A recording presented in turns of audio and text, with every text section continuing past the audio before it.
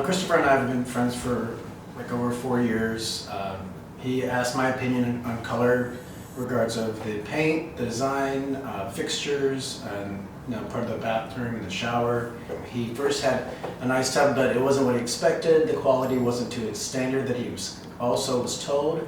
So then we decided that what's the best thing to do is try to find somewhere else that we could find. And Ellis Bubbles came up, and it was told from the plumber that this would be a higher quality, more options, better expectations in regards to customer service.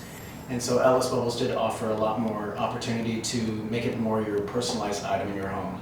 I believe that I was told from Christopher that just having this tub that was already put in was already going to be a loss, and so that the fact that we had to find somewhere else to go is more of an expense.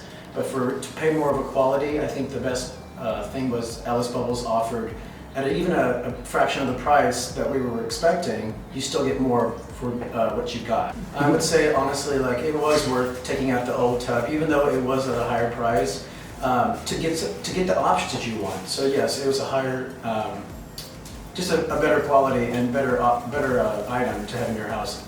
We didn't mind at all ripping that thing out because it didn't offer what we wanted.